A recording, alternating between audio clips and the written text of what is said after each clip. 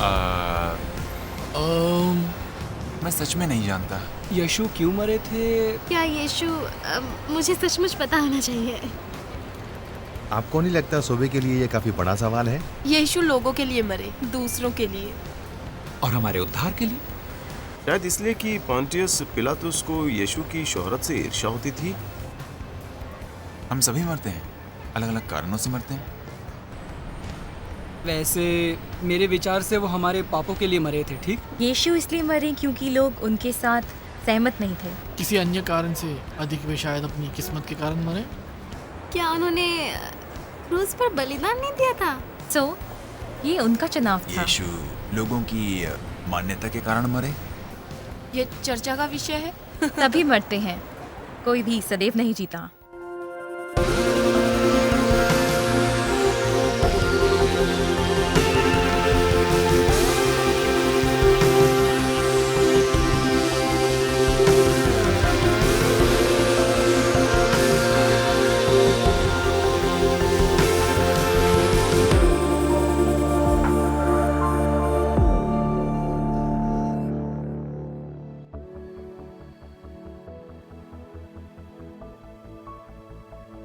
क्रूस मसीही विश्वास का प्रतीक है।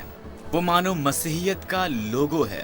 लगभग 1/3 सुसमाचार यीशु की मौत के बारे में है और बाकी के नए नियमों में ये समझाया गया है कि वो क्यों मरे। मैंने देखा कि जब मैं समझा कि यीशु क्यों मरे थे और अनुभव किया कि उनकी मौत ने मेरे लिए क्या उपलब्ध किया, उसने सब कुछ बदल दिया। यीशु क्यों मरे, इसका जवाब यह है कि क्योंकि वो आपसे प्रेम करते हैं। नए नियमों में एक वचन है जहां पौलुस कहते हैं, परमेश्वर के पुत्र ने मुझसे प्रेम किया और मेरे लिए अपना बलिदान किया। उन्हें आपसे प्रेम है, ये संदेश नए नियमों के केंद्र में है और यही इस ब्रह्मांड के केंद्र में है। यदि आप पृथ्वी के इकलौते मनुष्य होते, यीशु आपके लिए मरे होते। ये इतना व्यक्तिगत है। वे आपसे इतना प्रेम करते हैं। उनका आपके लिए प्रेम बिना शर्तों का, ये इतना व्यक्तिगत है और निरंतर है। वो सबसे महान प्रेम है जिसकी आप कल्पना कर सकते हैं और क्रूस का वही कारण है। वो परमेश्वर का आपके लिए बिना शर्तों का प्रेम है और उसे समझने ने मेरा पूरा जीवन बदल दिया। पर वो क्यों आवश्यक था? क्या समस्या है? आपको परमेश्वर की छवि में बनाया गया है। परमेश्वर आपसे प्रेम करते हैं। उन्होंने आपको रचा है, यानी परमेश्वर की सर्वश्रेष्ठ कृति हैं आप। प्रत्येक मनुष्य में कुछ शानदार, कुछ अति विस्मयकारी है, कुछ भव्य होता है। सृजनात्मकता, संगीत, कला, साहित्य। उसने आपको इसलिए सृजनात्मक बनाया है क्योंकि आपको उसकी छवि में बनाया है। मनुष्य महान बलिदान, समर्पण, दया के योग्य है। परंतु मेरे मामले में निस्संदेह सिक्के का एक अलग पहलू भी है। हम बुरे काम करने के भी योग्य हैं। आपको केवल अखबार खोलकर उन बुरे कामों को देखना है जो इस दुनिया में हो रहे हैं। परंतु आज दुनिया ये कहने से अधिक जटिल है। कुछ बुरे लोग हैं, कुछ अच्छे लोग भी हैं। इसी वजह से जीवन पेचीदा है। लोग जो महान प्रेम, समर्पण और दया के योग्य होते हैं, वो भी कुछ बुरे काम कर सकते हैं। मैंने अपने जीवन में कुछ बुरे काम किए हैं जिनका मुझे बहुत पश्चाताप है। मैंने अपने प्रियजनों का दिल दुखाया है। नए नियम कुछ ऐसे इसका वर्णन करते हैं, सभी ने पाप किया है और परमेश्वर की महिमा से वंचित रह गए हैं। पाप शब्द सुनकर मुझे धार्मिक दोष भावना, महंगी चॉकलेट्स या आइसक्रीम जैसी चीजों की याद दिलाता है। ये पाप पूर्ण है। वाक्यांश किसी आनंदप्रद चीज का विलोम बन गया है। मैंने आइसक्रीम का एक विज्ञापन देखा जो ऐसा था, ये इतनी अच्छी है कि पाप पूर्ण है। परंतु बाइबल में पाप कहीं गहरा और आज हमारे लिए उससे अधिक प्रासंगिक है जितना हम कई बार समझते हैं। हम आकस्मिक गलतियों या बहुत अधिक चॉकलेट खाने की बात नहीं कर रहे हैं, बल्कि हमारे गड़बड़ करने के स्वाभाविक झुकाव और तोड़ने की बातें कर रहे हैं, जैसे कि वादे और वो संबंध जिनकी हम परवाह करते हैं, और अपने कुशल क्षेम और खैरियत की भी। अक्सर हम अपने आसपास लोगों को देखकर सोचते हैं, माना मैं गलतियां करता हूँ, पर मैं इन लोगों जैसा बुरा नहीं हूँ। ऐसे लोग भी हैं जो मुझसे कहीं बदतर काम कर रहे हैं। और अगर हम खुद से झूठ ना बोलें तो हम सभी ने गलत काम किए हैं। पौलुस कहते हैं सभी ने पाप किया है और परमेश्वर की महिमा से वंचित रह गए हैं। और परमेश्वर की महिमा का यीशु में प्रकटीकरण हुआ था और उनकी तुलना में हम में अभी भी बहुत कमियां हैं। तो सच कहें तो इस तरह हम सभी एक ही नाव में सवार हैं। तो फिर क्या फर्क पड़ता है? पर हमें उन गलतियों का परिणाम भुगतना पड़ता है जो हम करते हैं। और नए नियम पाप के प्रभाव का कुछ भिन्न तरीके से वर्णन करते हैं। जैसे हमारे पर्यावरण का प्रदूषण एक बड़ी समस्या है। यीशु के अनुसार अपने जीवन अपने दिल को प्रदूषित करना संभव होता है और ये पाप का प्रदूषण है। हमारी गलतियां हमारे जीवन को बर्बाद कर सकती हैं। पाप ऐसी चीज है जो एक दूसरे के और परमेश्वर के साथ हमारे संबंधों में विष घोलता है। हमारे जीवन की बुरी चीजें लत बनती हैं और पाप शक्तिशाली होता है। मैं उससे सहमत हूँ जो संत पौलुस ने कहा, मैं जो करना चाहता हूँ मैं वो नहीं करता, मैं वो करता हूँ जिससे मुझे घृणा है। यीशु ने कहा कि पाप करने वाला पाप का गुलाम होता है। मिसाल के तौर पर अगर आप लंबे समय के लिए हेरोइन लेंगे, आप उसके आदी हो जाएंगे। केवल नशीले पदार्थों के ही नहीं, बल्कि ये भी संभव है कि हम आदी हो सकते हैं गरम मिजाज के, ईर्ष्या के, घमंड के, अहंकार के, स्वार्थ के, निंदा के, यौन अनैतिकता के। ये वो गुलामी है जिसके बारे में यीशु ने कहा है कि उसका हमारे जीवनों पर विनाशक नियंत्रण होता है।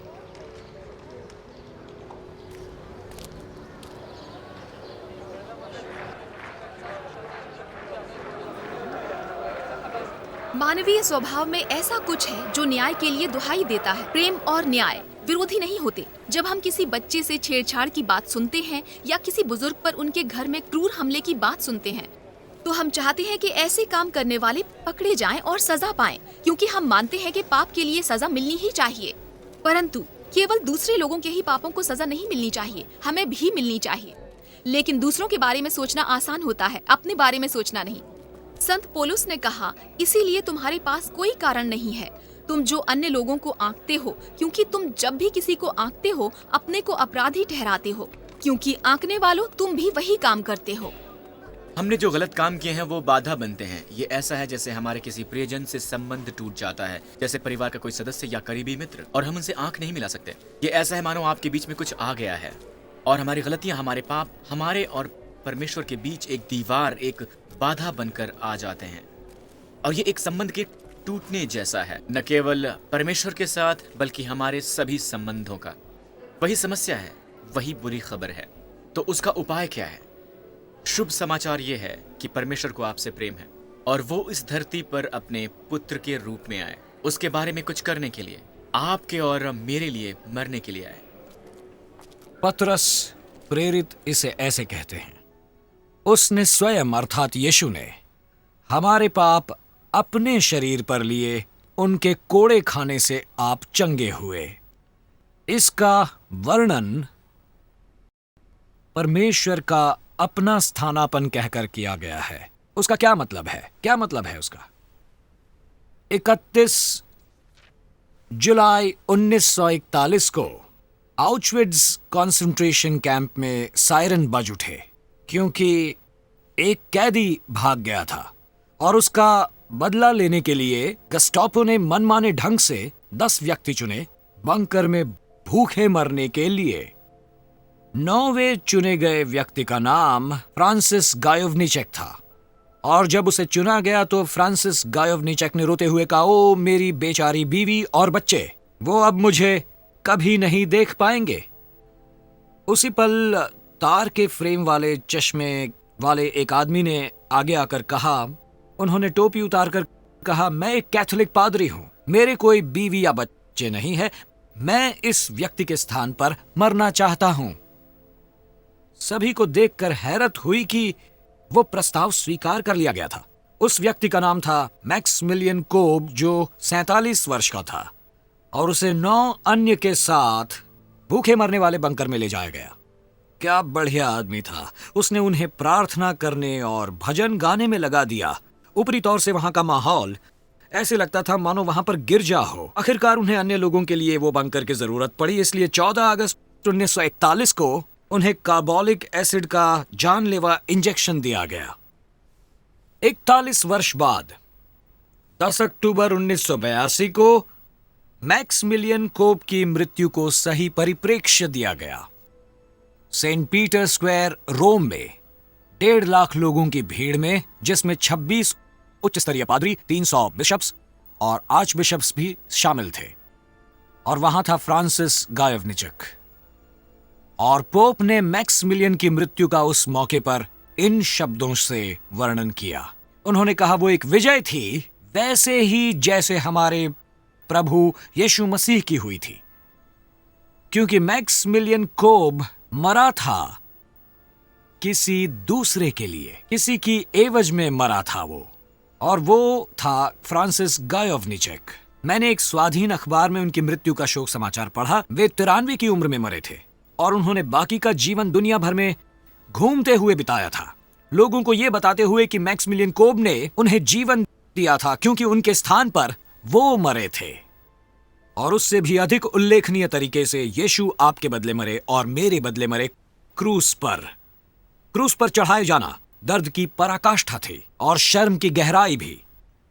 दिलचस्प बात यह है कि नए नियमों में क्रूस पर चढ़ाए जाने के शारीरिक कष्ट को और अत्याचार को उतना जोर नहीं दिया गया, क्योंकि इतिहास में वास्तव में अन्य लोग शारीरिक रूप से अधिक क्रूरता से मरे होंगे। और आज भी दुनिया भर में लोग क्रूस पर चढ़ाए जा रहे हैं, परंतु यीशु का कष्ट सहना विरल था, क्योंकि वो न केवल शारीरिक और भावनात्मक कष्ट सह रहे थे, बल्कि आत्मिक रूप से भी कष्ट सह रहे थे, क्योंकि उन्होंने हम सब का पाप अपने सर पर ले लिया था, आपका और मेरा। क्रूस और पुनः जीवित होना एक घटना की तरह है।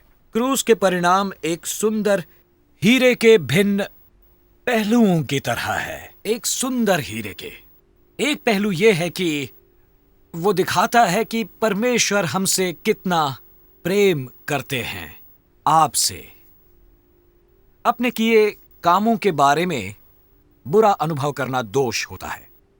शर्म होती है उसके बारे में बुरा अनुभव करना जो हम हैं, और क्रूस पर यीशु ने उसका दोष ले लिया, शर्म ले ली, मेरा दोष, मेरी शर्म ले ली, और इसलिए हमें दोष या शर्म अनुभव करने की आवश्यकता नहीं, क्योंकि उन्हें आपसे प्रेम है। आपका मूल्य वो है जो परमेश्वर के लिए आपका मूल्य है, और आप परमेश्वर के लिए बेशकीमती हैं, क्योंकि यीशु आपके लिए मरे। वे आपसे इतना प्रेम करते हैं। एक अन्य पहलू यह है कि वो प्रेम का सच्चा स्वभाव दिखाता है। प्रेम केवल एक भावना नहीं है, प्रेम शब्दों से कुछ अधिक है, उसमें कार्य शामिल है। यीशु ने वो दिखा दिया। उन्होंने हमारे लिए प्राण देकर अपना प्रेम दिखाया है, हमारे लिए, वो अपना बलिदान देकर।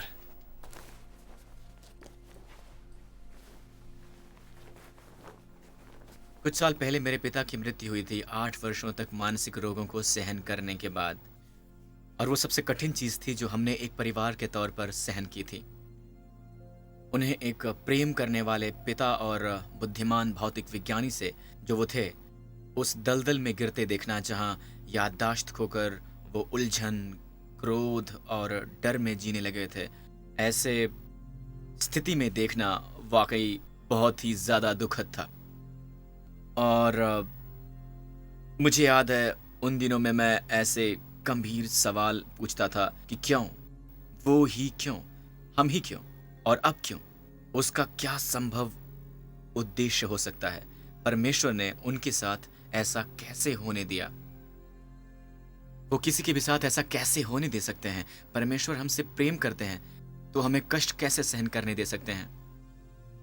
और ऐसे सवाल बाइबल में कई बार उठे हैं। आप भजनों में ऐसे सवाल पढ़ेंगे कि परमेश्वर इतने दूर क्यों हैं? और मुझे भी वैसा ही अनुभव हुआ कि परमेश्वर बहुत दूर थे। फिर भी एक मसीही होने पर ऐसे सवाल पूछना महत्वपूर्ण है। परमेश्वर पर विश्वास करने का यह मतलब नहीं कि आप हमेशा संदेह और सवाल नहीं कर सकते। और यीशु ने स्वयं क्रूस पर दुहाई दी थी, हे परमेश्वर, तूने मुझे क्यों त्याग दिया है?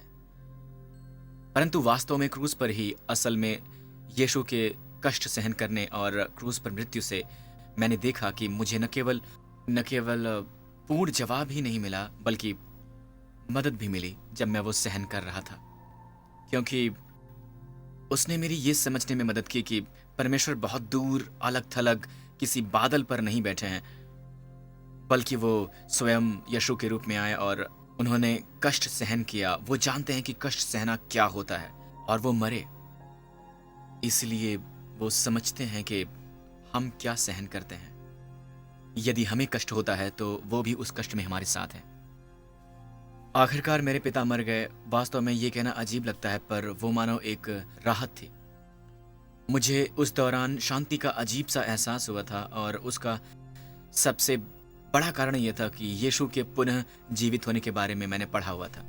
यीशु का पुनः जीवित होना हमें दिखाता है कि मृत्यु अंत नहीं है, और आखिरकार यीशु ने मौत को हरा दिया।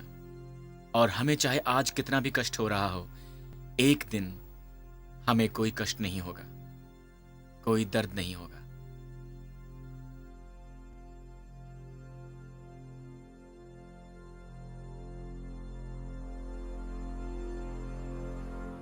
पुनः जीवित होना उस पराजय का उलट नहीं था जो क्रूस पर हुई थी, बल्कि वो उस विजय का प्रकटीकरण था।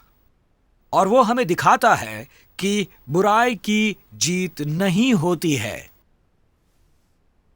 आप शायद कष्ट सहन कर रहे हों, शायद दुखों से संघर्ष कर रहे होंगे आप, परंतु बुराई की जीत नहीं होगी, क्योंकि बुराई को क्रूस पर परास्त किया जा चुका है। इस कहानी का अंत भला है।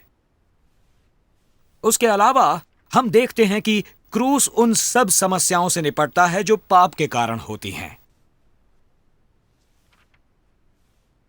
क्रूस के कारण परमेश्वर और हमारे बीच की दीवार हट गई। आप परमेश्वर के पास जा सकते हैं लौटकर। संत पौलुस ने इसे ऐसे कहा है, परमेश्वर मसीह में थे, दुनिया का अपने साथ मेल करा रहे थे, परमेश्वर मसीह में थे। ऐसा नहीं कि क्रूस पर परमेश्वर ने किसी बेगुनाह असंबंधित व्यक्ति यीशु को सजा दी थी, वो तो अत्याचार होता। नहीं, परमेश्वर स्वयं धरती पर अपने पुत्र के रूप में आए, मसीह में परमेश्वर हमारा अपने साथ मिलाप करा रहे थे।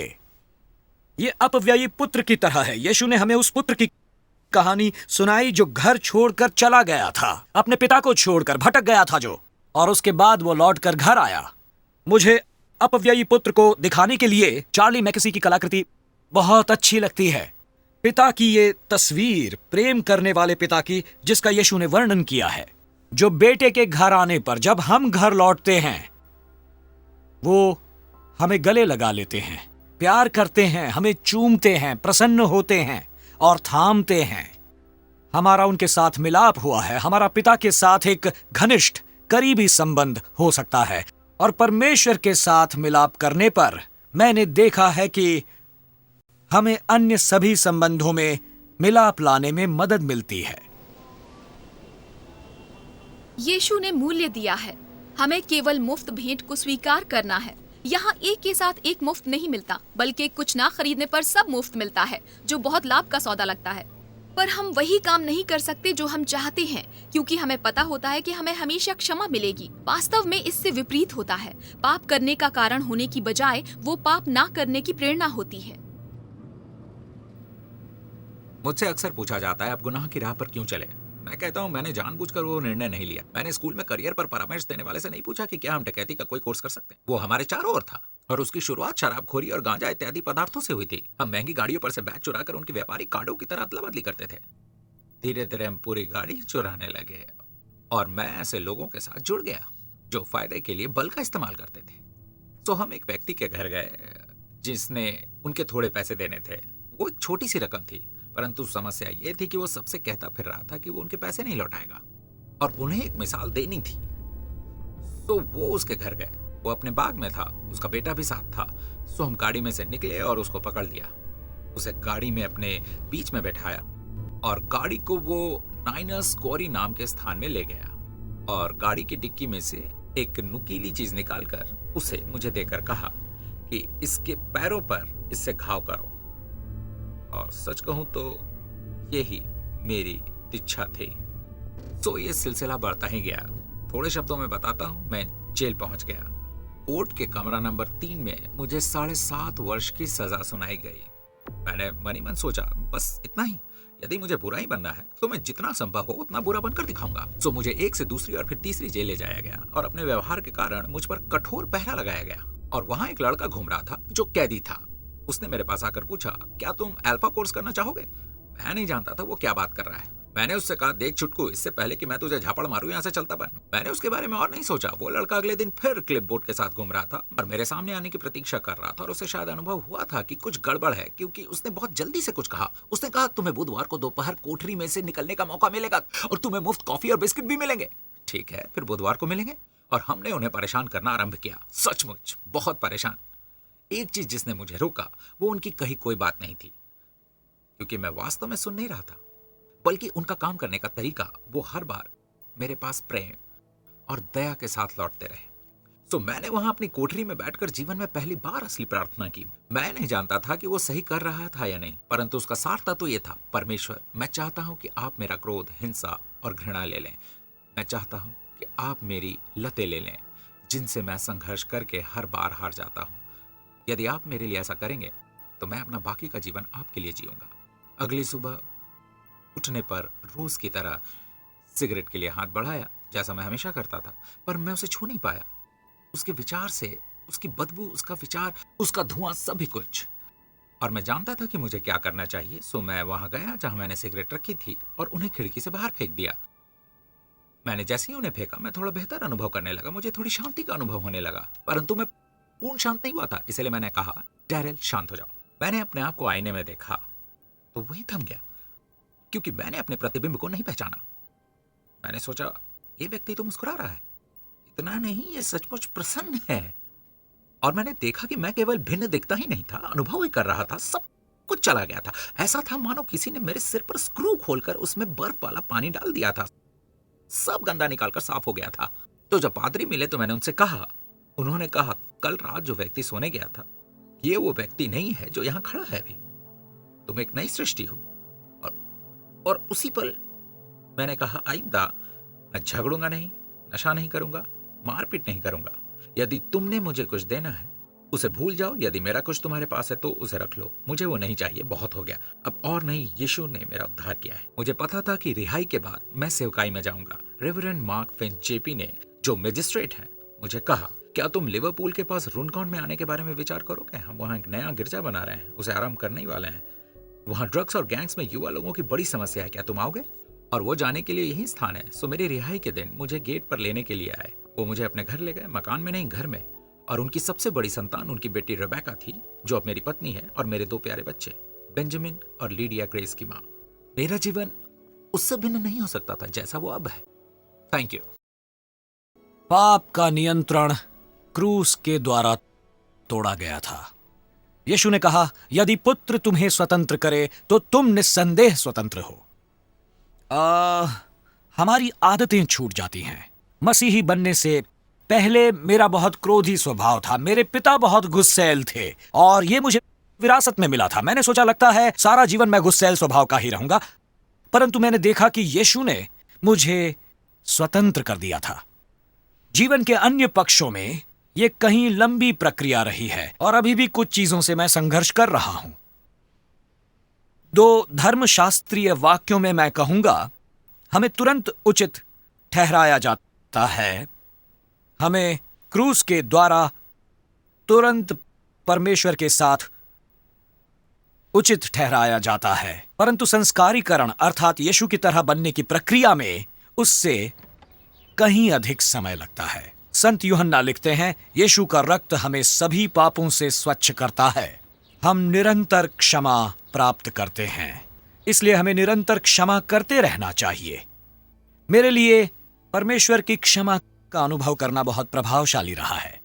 मसीही बनने से पहले यदि कोई मुझे ठेस पहुंचाता, मैं जीवन भर उस व्यक्ति से क्रोधित रहता। परंतु ऐसा करने का अर्थ है उस व्यक्ति को अपने दिमाग में बिना किराए जीवन भर रखना। मैं दिल में अक्षम्य रखकर यह सोचता था कि मैं उस व्यक्ति को हानि पहुंचा रहा था। परंतु अब मैं समझता हूं कि उसने उस दूसरी व्यक्ति से अधिक मुझे हानि पहुंचाई है। किसी ने सही कहा है, किसी को क्षमा न करना यह आशा करके जहर पीना है कि वो व्यक्ति मर जाएगा। एक बार परमेश्वर की क्षमा का अनुभव करने के बाद, क्योंकि परमेश्वर ने आपको क्षमा किया है, आपको अपने आप को क्षमा करना चाहिए। और यह सबसे कठिन कार्य है, परंतु ऐसा करना है क्योंकि जैसे C.S. लुईस ने कहा है, खुद को क्षमा न करना अपने को परमेश्वर से उच्च अधिकारी तय करना है। यदि परमेश्वर क्षमा करते हैं तो आपको खुद को क्षमा करना ही होगा। और हम दूसरों को क्षमा करते हैं क्योंकि हमें भी बहुत क्षमा मिली है। क्षमा करना एक चुनाव है, कोई विकल्प नहीं है। वो आसान नहीं होता। C.S. लुईस ने कहा, सभी सोचते हैं क्षमा एक बढ़िया विचार है जब तक उन्हें किसी को क्षमा नहीं करना होता, और तब वो सचमुच कठिन होता है। पर यह बिल्कुल सत्य है कि पहले माफी मांगने वाला बहादुर होता है। पहले क्षमा करने वाला सबसे बलवान और पहले भूलने वाला सबसे प्रसन्न होता है।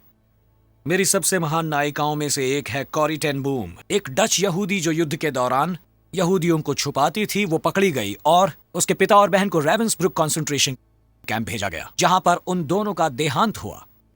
वो एक शानदार महिला है। युद्ध के बाद वो जाकर लोगों से क्षमा के बारे में बात करती थी। एक बार वो जर्मनी के एक गिरजे में बात कर रही थी और बातचीत के अंत में उसने अपने पास आती हुई एक व्यक्ति को पहचान लिया। वो रावंसब्रुक का सबसे क्रूर सुरक्षा कर्मचारी था।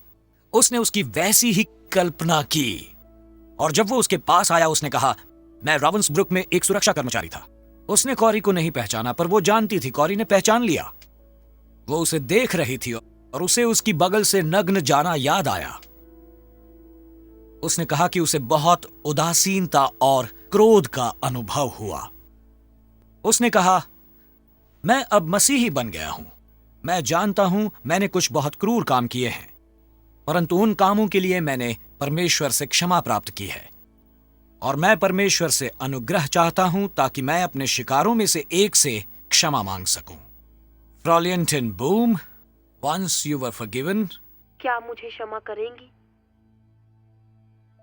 मैं नहीं कर पा रही थी। मुझे उसके कारण अपनी मरती हुई बहन के कष्ट याद आए। मुझसे हो ही नहीं रहा था। मैं केवल उससे घृणा कर सकती थी। उसके बाद मैंने कहा, तेरा धन्यवाद यीशु कि तू मेरे दिल में परमेश्वर का प्रेम उस पवित्र आत्मा द्वारा लाया है जो मुझे दिया गया था। तेरा धन्यवाद पिता कि तेरा प्रेम मेरी घृणा और अक्षम्य से कहीं शक्तिशाली है। उसी पल से मैं आजाद हो गई। मैं उससे कह पाई, भाई मुझे अपना हाथ दो, और मैंने उसके साथ हाथ मिलाया। मुझे ऐसे अनुभव हुआ मानो परमेश्वर का प्रेम मेरी बाह से प्रवाहित हुआ है। आप परमेश्वर के प्रेम के सागर को कभी वैसे नहीं पूछेंगे जितना अपने शत्रुओं को क्षमा करने पर करेंगे। क्या आप क्षमा करेंगे? नहीं, मैं भी नहीं कर सकती, पर वे कर सकते हैं। ये पूर्ण असीमित क्षमा, मैं सचमुच कह सकता हूं, वो रूपांतरित करती है विवाह को, पारिवारिक जीवन को, मित्रता सहित अन्य सभी संबंधों को। परमेश्वर आपसे प्रेम करते हैं, आप उन्हें प्रिय हैं। परमेश्वर के पुत्र यीशु ने आपके लिए अपना बलिदान किया है। जब मैं ये समझा तो उसने मेरा पूरा जीवन बदल दिया और वो आपके लिए भी सब कुछ बदल सकता है।